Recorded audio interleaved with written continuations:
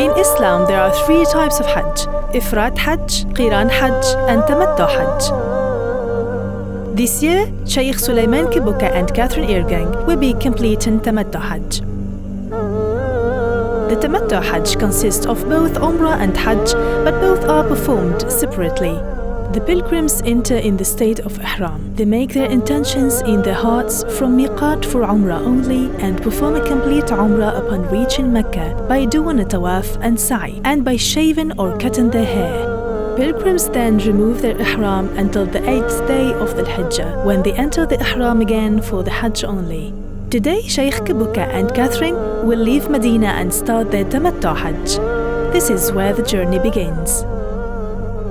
ودي لي سلامي يا رايح للحرم وادعي لي وسلم لي على هادي الأمم ودي لي سلامي يا رايح للحرم وادعي لي وسلم لي على لبيك اللهم لبيك لبيك اللهم لبيك لبيك لا شريك لك لبيك لا شريك لك لبيك. Alhamdulillah, it was a very, very good journey. It was quite a very emotional journey. I didn't want to leave the city of Medina. It was wonderful, but I had to accept. I had a chance to stay there. And of course, I was looking forward to visit the house of Allah. Because the last time I left Makkah, I cried to Allah, can this not be the last time I visit the house of Allah subhanahu wa ta'ala? So it was really very emotional. We had to get up quite early in Medina, which actually was rather pleasant because the air was very fresh at that time. Normally it's very hot, and it was still hot, but just a little cooler in the morning.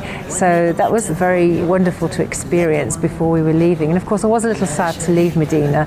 It's where the Prophet's mosque is, and I'd sort of grown to love Medina after staying there for a little while. But of course it was time to leave. Going up to Jeddah on our way to Hajj. Alhamdulillah, we're all a bit tired, subhanAllah, really, really exhausted. But alhamdulillah, Allah's given us strength, inshallah. Allah is keeping us awake for this beautiful purpose of Hajj. We're just leaving the beautiful city of Medina. It's absolutely gorgeous here, mashallah, and we will miss it so much. لبيك اللهم لبيك لبيك لا شريك لك لبيك لا شريك لك لبيك إن الحمد والنعمة لك والملك لا شريك لك لبيك اللهم لبيك. As you can see, it's an absolutely beautiful backdrop. It's the mountainous range that we're going through here. I'm not sure what they're called. It's in quite a sort of stark contrast to the bright blue sky, contrast to the modern buildings that we saw in Medina as well as we're coming out into the countryside. And I'm imagining this is how it would have been all those years ago, when Prophet Muhammad came out here.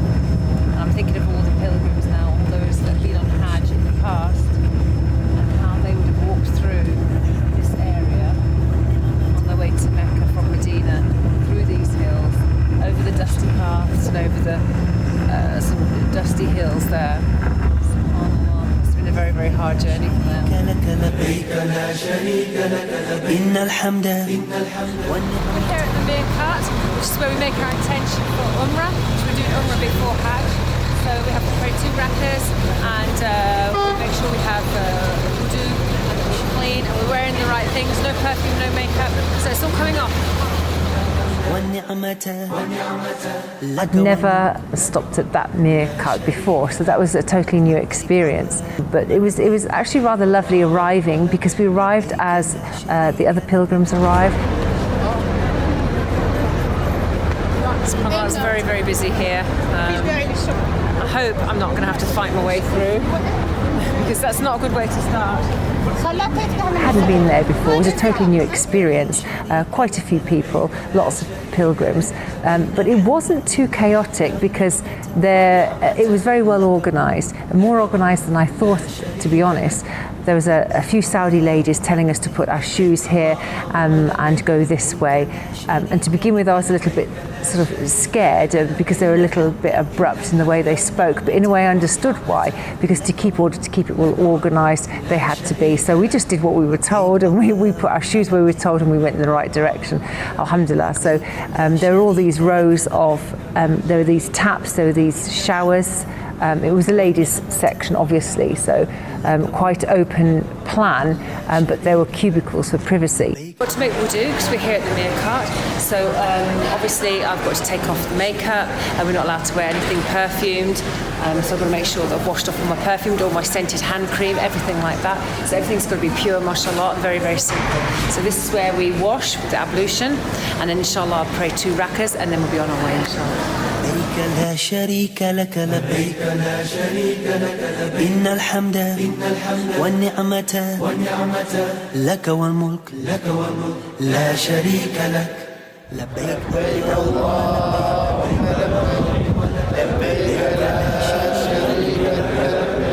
Alhamdulillah, we woke up this morning very, very tired after what was a very hectic day. Walillah alhamdu. Yesterday, we had to leave very morning around 7 o'clock. We left Madinah al-Munawwara, and here we are here at Abiyar Ali, Dhul Hulayfa, the first station for people coming from the Medina region. And inshallah, the sunnah for this place is that the station where you cannot go beyond without making the intention to perform your hajj. We're ready in our ihram, and that means we're ready to make umrah. The men, of course, are wearing their 2 pieces of cloth, and the women, we have just worn our normal clothes, but of course they've got to be plain and simple. We've got to make sure that we're not wearing any perfume. So we've made wudu, so we are clean, mashallah, but no perfume products, no cosmetics, no makeup, just a very, very simple state, ready to worship Allah subhanahu wa ta'ala at the Kaaba. And as we board the bus, that is when the Prophet sallallahu alaihi wasallam will make his intention. He used to come Abiyar Ali, would perform many 2 rakas, whether in Tahiyyatul Masjid or Salatul Duha, and then as he embarked on his camel, that's when he said, Labbaik Allahumma al-Hajja, Labbaik Allahumma al-Hajja wal Umrah, whichever Hajj was going to make. So we make the niyyah after embarking on the dua while still in this area, bi'idhnillahi ta'ala. So let's go inshallah to Makkah, bi'idhnillahi ta'ala. إن الحمد والنعمة لبيك اللهم لبيك لبيك لا شريك لك لبيك إن الحمد والنعمة لك والملك لا شريك لك. Here I am, O Allah, here I am at your service. Here I am at your service. There is nothing worthy of worship except you. There is no doubt that all praise, thanks, blessing and the kingdom belong to you. There is nothing worthy of worship except you. لبيك لا شريك لك لبيك إن الحمد والنعمة لك والملك لا شريك لك لبيك اللهم لبيك لبيك لا شريك لك لبيك إن الحمد والنعمة لبيك لا شريك لك لبيك إن الحمد والنعمة لك والملك لا شريك لك. Alhamdulillah, after taking my miqat from Dhul Hulayfa, I really got very emotional, and I focused on doing my talbiyah until I fell asleep. But all in all, after 1 hour, alhamdulillah, I was a bit tired, but I focused on my hajj. And of course, we had to go through Jeddah. That was a very good experience to see Jeddah as well. I was quite very, very pleased with the way we were received. The hospitality at the Saudi Ministry of Media was very, very amazing, alhamdulillah. Alhamdulillah, we've just left Jeddah, the beautiful city of Jeddah, mashallah. We're still in our ihram, in our clothing, ready for Umrah. And it takes about 1 hour, and inshallah we'll be there to start Umrah in Mecca. So inshallah we're just going to read some du'as along the way and prepare ourselves mentally, and alhamdulillah do our Umrah. And as I was looking out the window, as we drew nearer to Mecca, it was wonderful how the scenery was changing, because we were we had already come out of the city, we'd come out of Medina, and the journey was continuing, looking at the landscape, and I was imagining all the pilgrims that had made the journey to Hajj before me. I was imagining Prophet Muhammad sallallahu alaihi wasallam doing the same, and the Sahaba. So it was quite spiritual and something very special from the beginning throughout the whole journey. Of course, as we approached Mecca, it did get a little busier. There was a lot of traffic because obviously a lot of people here at this time of year, lots of pilgrims arriving, and we were very concerned about actually people walking in the road as we approached Mecca. People were walking in the road because they were also on their journey, so we had to be very careful and drive very slowly. So it's actually it's quite fascinating when we were in the cars, because we were driving down this modern highway as we approached Mecca. Yet at the same time, I did notice people wearing their ihram. So there was this one man in his 2 white pieces of cloth, they were very simple, driving an extremely fancy car. So I couldn't quite get my head around that, but of course that's what we were doing. That's how we make our journey to Hajj these days. But it does remind us that even though somebody may be driving a very modern, expensive car, they are still on the way to Hajj, and they're still in their simple clothes. And I thought that was rather lovely. There was a bit of a buzz about the place because many of the pilgrims were staying outside of Mecca, because not everybody can afford to stay right inside Mecca and in close proximity to the Kaaba. There are people obviously coming to Mecca from all sorts of backgrounds, and some may be wealthy, some may not be very wealthy, and so they have stayed a little bit further out. So it was lovely to see everybody on this journey together, and of course the struggles that some people have getting there were prevalent because they'd obviously walked a long way. We'd seen people who looked quite tired at this point, who'd obviously been on the journey for a long time. Alhamdulillah, we arrived in Makkah late in the evening. What an emotional feeling I had seeing the Kaaba. It was amazing. And of course, after landing in Makkah, we disembarked our luggages in the hotel and we went, inshallah, to perform Umrah. It was very, very emotional, and that was very good, alhamdulillah. Of course, I was thinking of my family, but the moment I saw the Kaaba, everything, became that I had to focus on my Umrah, and that was really very good. SubhanAllah, we're finally here. We're finally here to worship Allah subhanahu wa ta'ala. We have arrived at his house. That was quite a moment for me. It was quite a poignant moment when I sort of just had to take a sort of extra breath and say to myself, this is it. I am actually making Hajj. It became more real. Alhamdulillah, it's an amazing feeling.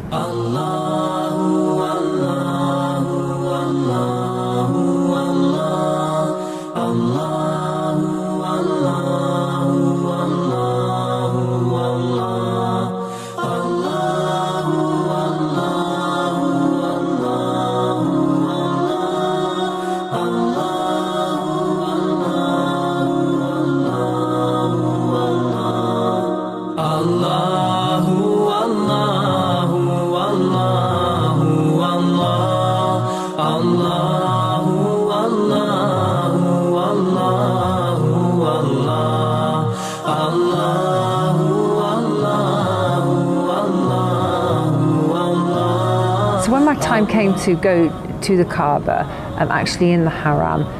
That was, wow, that's something that is actually very hard to put into words. There's quite a few people going in the same direction. Everybody's going there together, and when you can't actually see the Kaaba itself on your way to the Masjid Haram. When you're going through the gates, at this point you cannot see the Kaaba. You know it's something spectacular, you know it's the house of Allah, everybody's going in that direction. But then we all sort of like funneled through one section of the masjid. There was the Kaaba. SubhanAllah, it was breathtaking.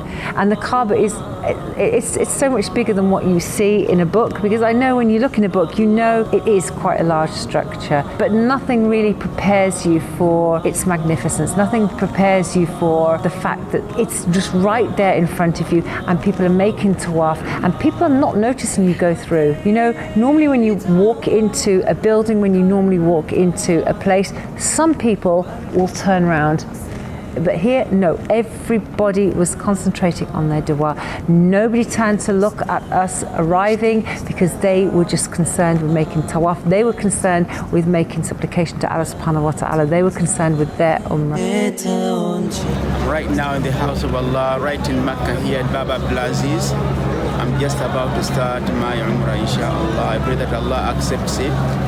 It's been a long journey, very emotional journey. I'm so grateful that I'm back here. And inshallah, I'm going to start my umrah. Bismillah. Bismillah wa salatu wa salamu ala rasulillah. Of course, my umrah that I performed was part of my hajj because I intended to hajj at Tamattu. And upon entering the masjid, of course, I had to look for the starting point, the line that corresponds with the Hajar al-Aswad. Very emotional. The courtyard was fully packed as usual, very emotional. And of course, I started my talbiyah, remembering to pray to Allah subhanahu wa ta'ala, to supplicate.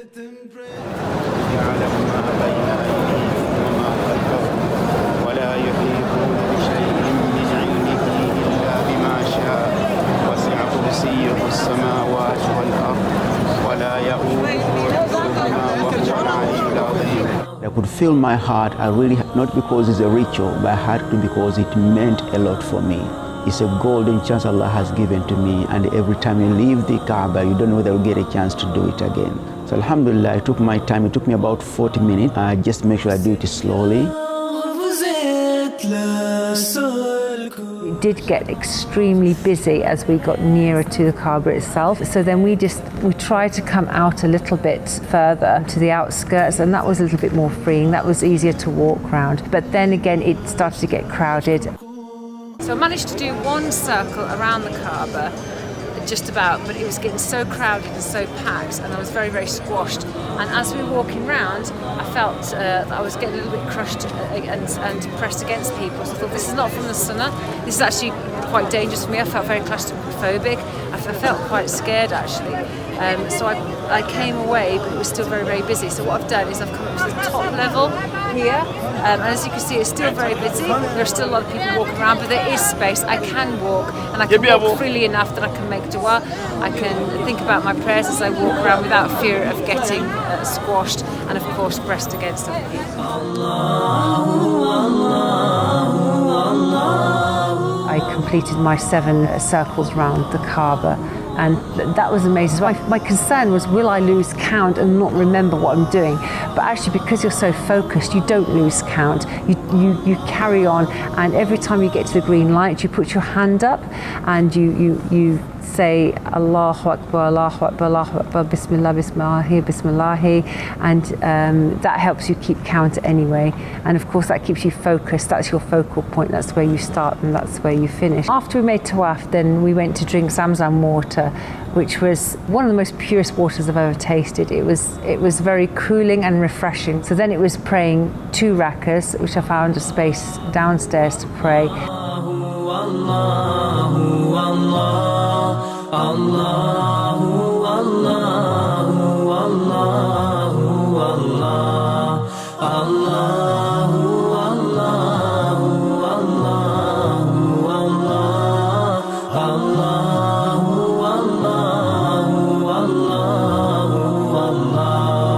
As I look to nature's beauty, dazzled am I, knowing everything. I took a step somewhere to perform my 2 rakas, drink some Zamzam, and then went to start my Sa'i and Marwa. When you think about all the actions of Hajj, 85% of them have a direct link and connection to Prophet Ibraheem ﷺ. And this Sa'i reminds us the story of Hajar radiallahu anha, when she was looking for something for her only little baby Ismail, with whom she had been left in this entirely bare city where there is hardly anything to grow and nothing to eat at all. So she had to look for survival, and she needed to cry out for help. And the one thing she did was to climb on the 2 small hilltops, starting with the Safa, crying out for anyone around to help. She did it starting with the Safa here, and then went to Marwa, and then came back, each time shouting and crying out for help. And subhanallah, as a result, Allah has made this reminder to be part of this obligation of Hajj. Hajj cannot be completed until you have done, among other things, one of the essentials, which is the sa'i. And that's where all these pilgrims, inshallah, are going. And I'm going to join them. And it's recommended before you start, at least to make a dua. Allahu Allah, Allahu Allahu Allahu Allah.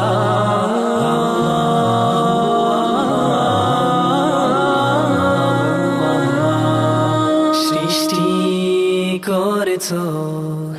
Inshallah, I've just completed one sa'i from Safa to Marwa, and right now I'm going to descend from the hilltop of Marwa back to Safa at the start of my second sa'i. Bismillah.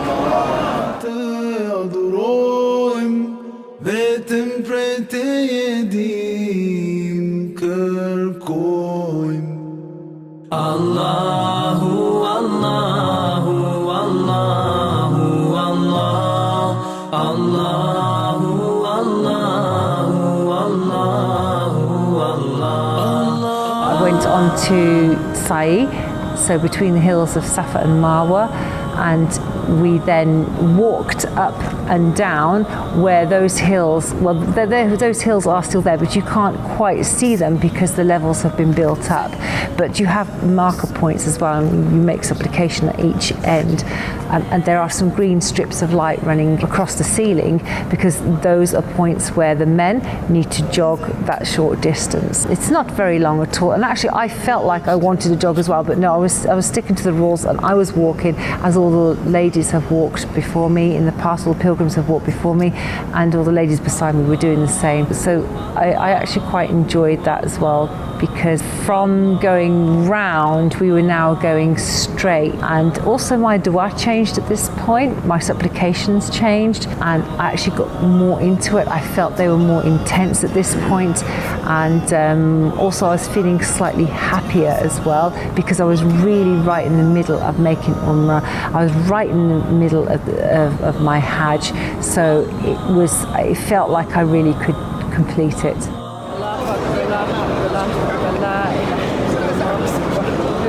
Allah is the greatest, Allah is the greatest, Allah is the greatest. There is nothing worthy of worship except Allah alone, who has no partners. Authority, praise and thanks belong to Him. There was just one more thing left to do, and that was just cut a tiny bit of hair off. Ladies only cut just a little bit off the bottom, whereas men cut more off their hair. The whole thing was amazing because I have performed Umrah before, but this was my Umrah as part of my Hajj, so it had a very different feeling. It had a stronger feeling, it had a stronger purpose, so I actually enjoyed it more, and I actually then afterwards felt more relief that Alhamdulillah, I was right in the middle of Hajj, and inshallah I could see myself completing Hajj, whereas before I was a little bit worried about whether I could even perform it at all because of the unknown things, that I was worried about any obstacles that I may come across, but alhamdulillah there wasn't anything that I had to worry about. I've completed my sa'i, I've completed my tawaf, and I've done all the bit that I'm supposed to do. I pray that Allah accepts them, bi-idhnillahi ta'ala. I've only got left one thing left, that is to cut off my hair, and then I can become free, what we call at-tahallul min al-ihram, becoming free from a state of restriction where I would be allowed to cut my hair, or cut my hair or fingernails. Alhamdulillah, I pray that Allah accept my Umrah and accept all my du'as, forgive my sins, and grant us all, inshallah, the success in this world and hereafter. Allahu Allahu Allahu Allah. ودي لي سلامي يا رايح للحرم، وادعي لي وسلم لي على هادي الأمم. ودي لي سلامي يا رايح للحرم، وادعي لي وسلم